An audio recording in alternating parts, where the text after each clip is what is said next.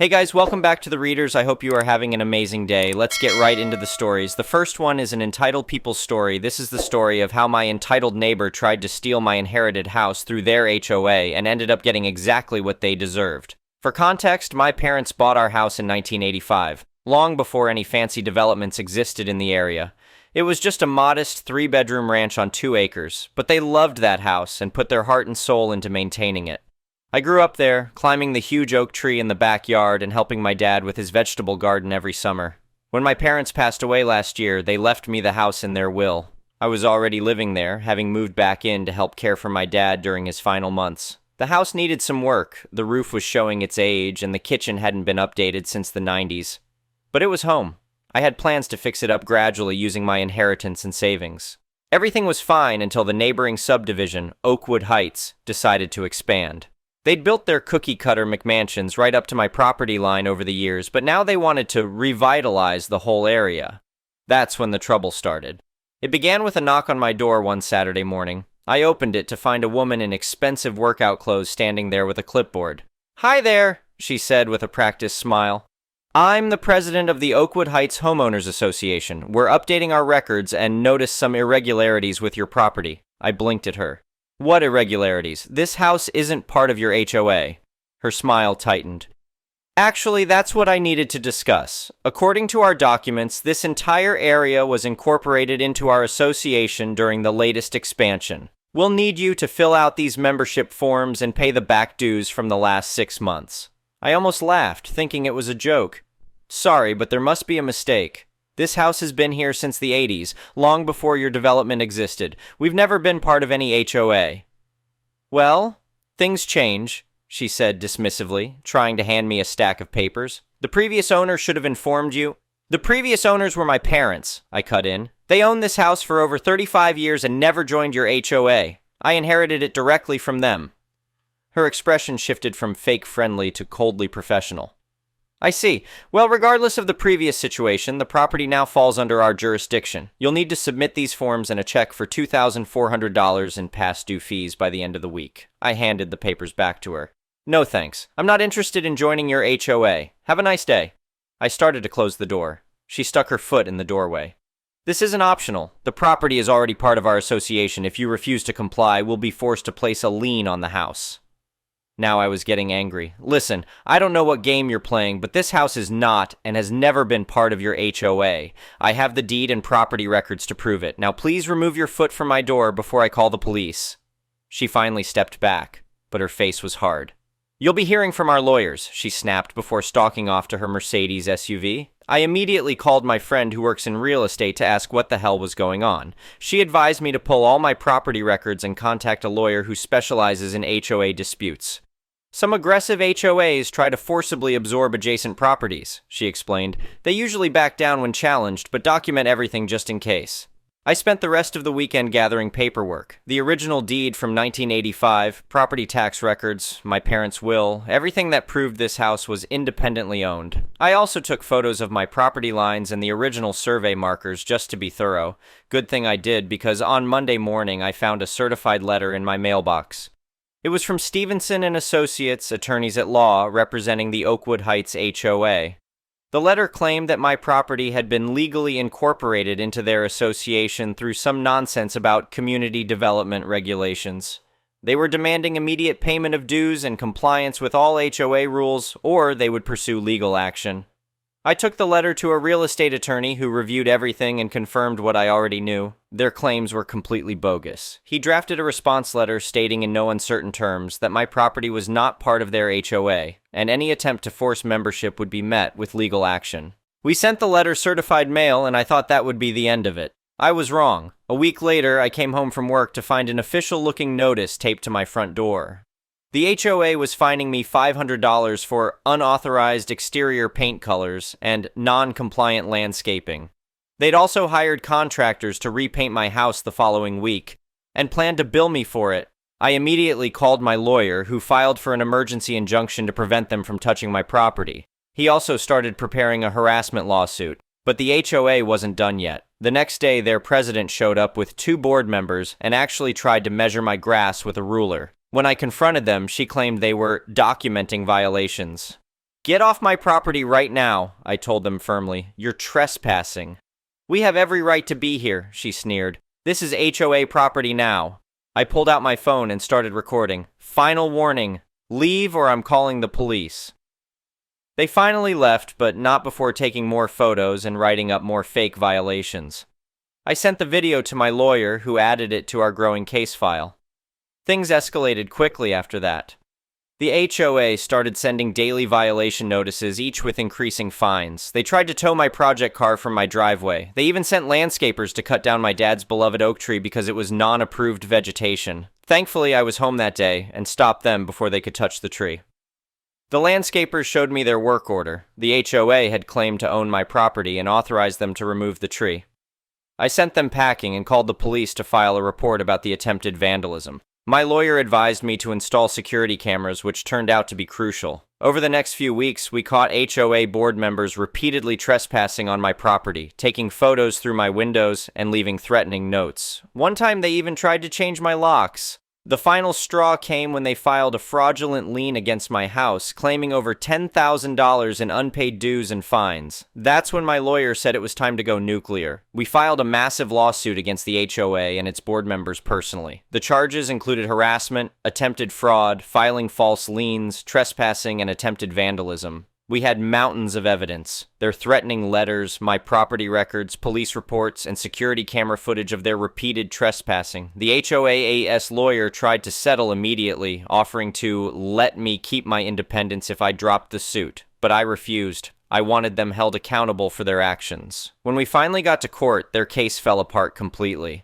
They couldn't produce any legitimate documents showing my property had been incorporated into their HOA. Their lawyer tried to argue that since my house was surrounded by their development, it wasn't, I only bordered them on one side, they had the right to absorb it. The judge was not impressed.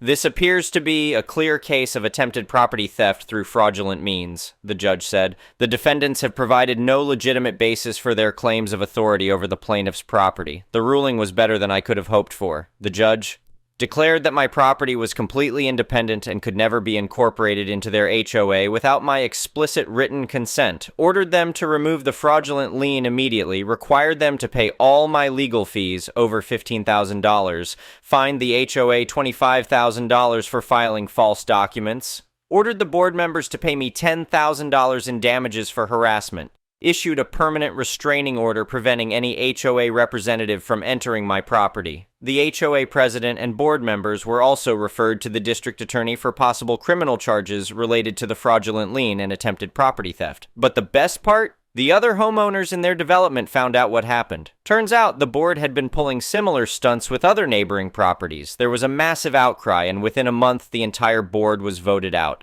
The new HOA board sent me a formal written apology and promised to respect my property rights. They even offered to pay for professional landscaping as a gesture of goodwill, which I declined. I prefer to maintain my own yard, just like my dad taught me. These days, things are peaceful again. My house is still its original color, my dad's oak tree is thriving, and my project car sits proudly in the driveway. The security cameras stay up, though, just in case. I used some of the settlement money to fix the roof and update the kitchen, just like I'd planned. Every time I look at the improvements, I smile, thinking about how their attempt to steal my house actually helped me make it even better. The former HOA president moved away shortly after the lawsuit. I heard she tried to pull similar schemes in her new neighborhood, but got shut down fast when her history came up. I guess some people never learn. My parents would be proud that I protected our family home. That house represents decades of their hard work and love, and no entitled HOA was ever going to take it away from me. Edit. Wow, this blew up. Thanks for all the supportive comments. To answer some common questions, yes, we did file complaints with the State Attorney General about the fraudulent lien. The criminal investigation is still ongoing. Several other neighbors have come forward with similar stories about the old board. My lawyer says this kind of HOA overreach is surprisingly common, so know your rights.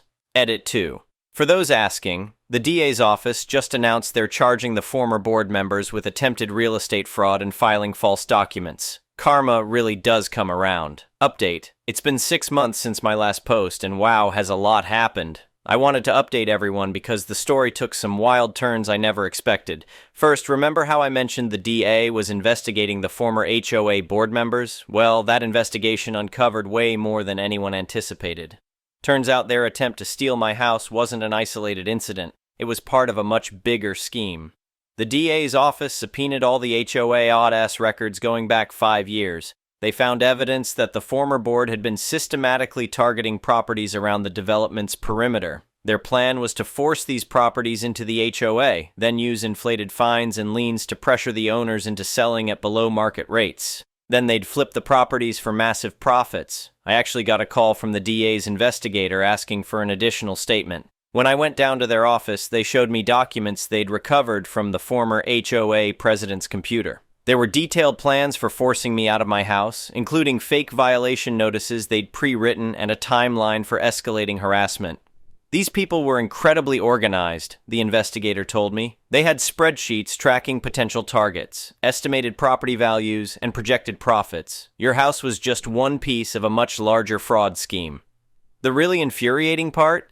They'd specifically targeted my house because they knew my parents had recently passed away. They figured I'd be too emotionally overwhelmed to fight back effectively. There were actual notes about using my grief against me. Reading that made my blood boil. The DA ended up charging 6 former board members with multiple felonies, including real estate fraud, conspiracy, filing false documents, and attempted grand theft. 5 of them took plea deals, but the former president decided to fight it in court. Big mistake. The trial was last month, and let me tell you, it was something else. The prosecution had mountains of evidence, emails, financial records, fake documents, even recordings of board meetings where they openly discussed their scheme. But the most damning evidence came from the other board members who'd taken plea deals. They threw their former president under the bus, testifying about how she masterminded the whole operation. Her defense basically amounted to claiming she thought everything she did was legal because she was just following HOA procedures. The jury didn't buy it. They found her guilty on all counts. At the sentencing hearing last week, the judge really let her have it. You abused your position of authority to orchestrate a sophisticated fraud scheme targeting vulnerable homeowners, he said. Your actions demonstrate a complete disregard for property rights and basic human decency. This was not overzealous HOA enforcement. It was organized criminal activity. She got 5 years in state prison, plus ordered to pay massive restitution to all the homeowners they'd targeted. The other board members got probation and smaller fines as part of their plea deals, but they're all legally banned from serving on any HOA board ever again. But here's where it gets really interesting. During the trial, evidence emerged that their scheme went even higher up. The HOA's former management company and their law firm were apparently in on it too. They helped create fake documents and file fraudulent liens, taking a cut of the profits when properties were flipped. The State Bar Association is now investigating the lawyers involved, and the management company is facing multiple lawsuits. They're probably going to go bankrupt from all the legal fees and settlements. The fallout in the neighborhood has been huge. Once everyone realized the full scope of what the old board had been doing, there was a massive push for reform. The development held emergency meetings to completely overhaul their HOA structure. The new board, made up entirely of new homeowners who weren't involved in any of the scandals, has reduced HOA fees by 40%, eliminated most of the petty restrictions about paint colors and landscaping, created an oversight committee to review all violation notices, required multiple board members to sign off on any legal actions, hired a new management company with a stellar reputation, set up a whistleblower system for reporting HOA misconduct. They even invited me to consult on their reforms since I'd exposed the corruption. I politely declined, but did share some suggestions about protecting homeowner rights. Remember that oak tree they tried to cut down? I had it officially designated as a heritage tree by the city, which means it can never be removed without a special permit. I also used some of the settlement money to install a beautiful wrought iron fence around my property with security cameras built right into the posts. It's technically compliant with the HOA's fence guidelines, even though they don't apply to me. But it sends a clear message. This property is well protected. The new neighbors have been great, actually. Many have stopped by to apologize for believing the old board's lies about me. One family even brought over homemade cookies and asked for gardening advice. Turns out lots of people prefer my non-compliant natural landscaping to their sterile, perfectly manicured lawns. My house renovations are coming along nicely, too. The new kitchen looks amazing. I kept the general layout my mom loved, but updated everything else. The roof has been replaced, and I'm planning to add solar panels next year. Every improvement feels like a small victory, proving that their attempt to force me out only made my home stronger. I've started hosting monthly backyard BBQs for neighbors who've left the HOA. There are quite a few now after all the scandal. We share stories, swap home improvement tips, and enjoy being free from HOA control. Someone jokingly suggested we form our own association, the No HOA Club. We all got a good laugh out of that. The real estate market in the area has actually improved since all this went down. Turns out buyers prefer neighborhoods where HOAs protect property values instead of trying to steal people's homes. Who knew? I still get calls from reporters wanting to cover the story, especially since the criminal trial made headlines. A local news station is doing an investigative series on HOA fraud and interviewed me for it. They're calling it HOAs Gone Wild or something like that. My lawyer says this case has already set some important legal precedents about HOA overreach. He's been contacted by attorneys across the country asking for details to help with similar cases. Apparently, HOA fraud is way more common than most people realize. The best part? My parents' old home movies showed the original construction of the house, including the property boundaries being marked. I had them digitized and gave copies to my lawyer to keep in case anyone ever tries to question my property rights again. Mom and Dad were always good about documenting everything. I guess that habit saved our family home. Sometimes I sit in the backyard under that big oak tree and think about how close I came to losing this place. But then I look at the house, my house, with its non-compliant paint and natural landscaping and slightly wild garden, and I smile. No entitled HOA board could ever appreciate what this place really means. It's not just a house. It's decades of family memories and love built into every wall. Oh, and remember that project car in my driveway they tried to have towed? I finally finished restoring it, painted it a bright cherry red that would have given the old HOA board an aneurysm. Every time I drive it around the neighborhood, I think about how much my dad would have loved seeing it brought back to life. The former HOA president's house just sold at auction to pay her restitution costs. The new owners are a lovely young couple who asked me for advice about removing themselves from the HOA. I was happy to introduce them to my lawyer. Life has a funny way of working out sometimes. Their attempt to steal my house not only failed spectacularly, but ended up making the whole neighborhood a better place. I'd call that a win. Edit. Thanks for all the awards and supportive comments. To answer some questions, yes, the criminal cases against the law firm and management company are still ongoing. Several other neighborhoods have used our case to reform their own HOAs. My lawyer is writing a book about HOA fraud prevention. The oak tree is doing great and dropped a record number of acorns this year. I'm starting a vegetable garden in the spring. Take that. HOA landscaping rules. The next one is a pro-revenge story.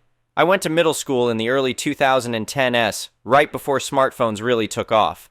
I got my first phone right before starting 6th grade. It was a slide phone with a pay-as-you-go plan that cost $0.10 per minute for calls and per text message sent or received. Worse yet, sending or receiving photos cost $0.25 each. It was very expensive, and my parents only gave me $100 a year for this. If I exceeded the amount, I had to cover the rest with my limited birthday and Christmas money I had.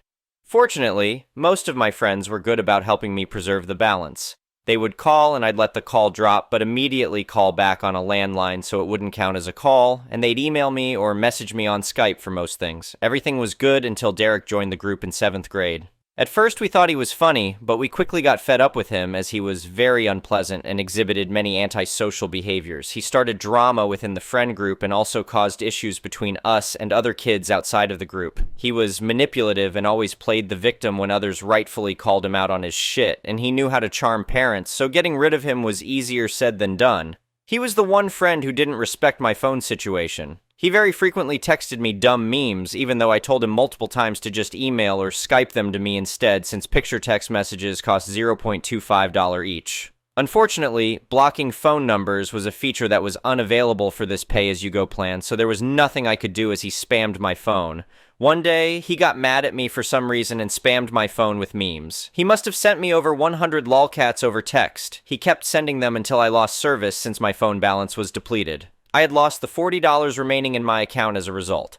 I was extremely pissed and demanded that he pay me the $40 he had cost me, and he refused and said it wasn't his problem. I got home from school really upset and told my dad about the situation, expecting him to go and tear Derek's mother a new one and demand the money. But my dad said that it wasn't worth the battle. I even asked him about a small claims court, but he said that not all battles are worth fighting, and that the effort wasn't worth $40. He took me to the carrier's store and loaded $50 onto the phone. The carrier changed my phone number, and they managed to block Derek's number. They had initially said that blocking phone numbers wasn't possible with this plan, but my dad insisted and would not leave the store until they did it. I was extremely paranoid about my phone number being leaked and other kids spamming it to fuck with me. Fortunately, my parents got iPhones that summer and got me one too, and the new family plan had an unlimited text plan. Nonetheless, I was pissed at the $40 he essentially stole from me out of malice. Fortunately, not too long after, there was a big blowout between Derek and the rest of the friend group at the end of the school year, and we permanently kicked him out of the group. He was an outcast the following year in 8th grade, nobody was tolerating his shit anymore, and he changed schools the year after and we never heard from him again.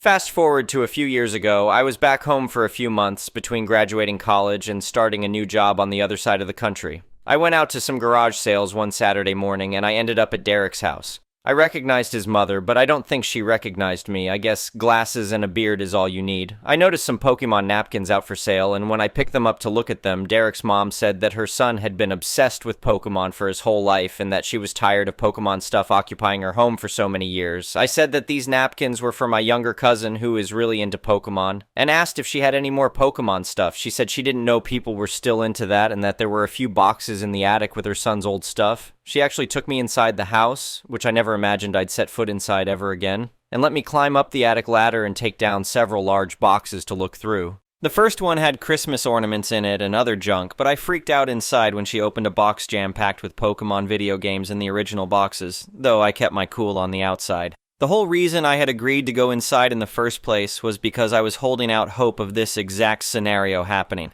See, I knew Derek was obsessed with Pokemon. Our friend group liked Pokemon back in the day, even when other kids thought it wasn't cool, but Derek was on a whole different level. He bragged about his Pokemon collection all the time. At the time, he had every single main series game in the original box, and in mint condition, as he always had to add in. I went to his house once, and he was showing me his collection. He yelled at me for touching one of the games. Nobody was allowed to touch them except him. He had many older Nintendo games in excellent condition, but Pokemon was his favorite. He had had a couple of incidents with his mom damaging or throwing away his things. It wasn't out of malice, but just ignorance, as she didn't think the games or collectibles had any value. Fast forward into the present day, I was thinking about this when I asked his mother if she had any other Pokemon stuff. She ended up bringing out the mother lode. We opened all of the boxes she had me bring down. Within the boxes there was the beloved collection of Pokemon games, all very well preserved, as well as several Nintendo consoles, hundreds of games, 24 binders full of Pokemon cards, and there was also a box of many Lego sets with the original boxes and everything, with many old Star Wars sets. When I saw Jango Fett, I knew I struck gold. I told her that I liked old Legos as well, and asked her how much for the 5 boxes of games, cards, and Lego sets. And she thought for a second and said $100 a box, or $400 for all 5. I told her I would take it all and hauled ass to get to an ATM. I loaded the 5 boxes into my dad's truck and immediately drove home. I knew there was potentially tens of thousands of dollars of goods here. This was the score of a lifetime, and I finally felt vindicated for the $40 Derek had taken from me all those years ago. I ended up giving all the stuff to my uncle, who's a hobbyist eBay reseller. He offered to sell it all. He was willing to go through the effort and sell everything individually, and despite my insistence, he said he wouldn't take more than a 10% cut of the profits after all fees and taxes. We went through and logged every single item along with the estimated value, and the total of the whole lot was about $40,000. $40,000 was a poetic number since this was 1,000x the value of what Derek stole from me all those years ago. My uncle sold most of the lot before the end of the summer and ended up writing me a check. Though it was considerably less than $40,000, it was still a life-changing amount of money for me. I was able to pay off my remaining student loans and put the rest towards a down payment on a new car. Thank you for watching. I would really appreciate it if you could like the video and subscribe to our channel if you haven't already. We'll see you again tomorrow.